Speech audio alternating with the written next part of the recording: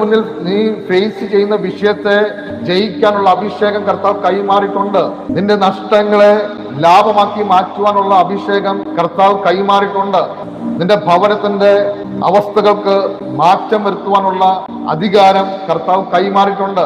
കർത്താവ് അറിയാതെയല്ല നീ ആ ഭവനത്തിലായിരിക്കുന്നത്. കർത്താവ് അറിയാതെയല്ല നീ ആ ദേശത്തായിരിക്കുന്നത്. കർത്താവ് അറിയാതെയല്ല നീ ആ വിഷയം ഫേസ് ചെയ്യുന്നത്. എന്തുകൊണ്ടാണ് ആ വിഷയം നിന്റെ മുന്നിൽ വരുന്നത് എന്ന് ചോദിച്ചാൽ അതിനെ ബ്രേക്ക് ചെയ്യുവാനുള്ള, അതിനെ തകർത്ത് കളയുവാനുള്ള അധികാരത്തെ കർത്താവ് കൈമാറിയിട്ടുണ്ട്. ആ അഭിഷേകം കർത്താവ് കൈമാറിയിട്ടാണ് നിന്റെ മുന്നിൽ ആ വിഷയം വന്നിരിക്കുന്നത്.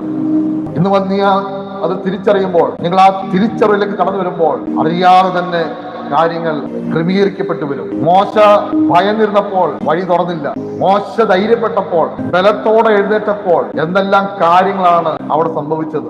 നീ ശക്തിപ്പെടുമ്പോൾ, നീ ബലത്തോടെ നിൽക്കുമ്പോൾ, ധൈര്യത്തോടെ നിൽക്കുമ്പോൾ പ്രതിസന്ധി നിന്റെ മുന്നിൽ വഴിമാറും. നീയല്ല പുറകോട്ട് പോകുന്നത്, നിന്റെ മുന്നിൽ നിൽക്കുന്ന വെല്ലുവിളി പുറകോട്ട് പോകും. നീയല്ല പിന്മാറുന്നത്, നിന്റെ മുന്നിൽ നിൽക്കുന്ന പ്രതിസന്ധി നിന്റെ മുന്നിൽ വഴിമാറും.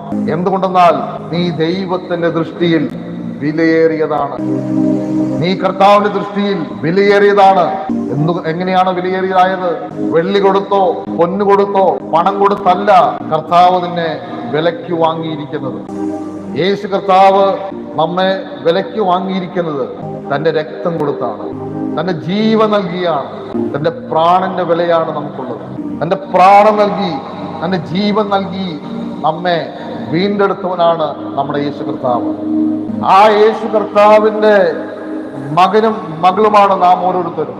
ആ മകനും മകൾക്കും കർത്താവ് നൽകിയിരിക്കുന്ന അഭിഷേകം അത് സാധാരണ അഭിഷേകമല്ല, അത് അസാധാരണമായ അഭിഷേകമാണ്. മറ്റാർക്കും ഇല്ലാത്ത അധികാരമാണ് കർത്താവ് നൽകിയിരിക്കുന്നത്. അതുകൊണ്ടാണ് നിങ്ങൾ പ്രാർത്ഥിക്കുമ്പോൾ നിങ്ങളുടെ പ്രാർത്ഥന സ്വർഗത്തിൽ എത്തുന്നത്.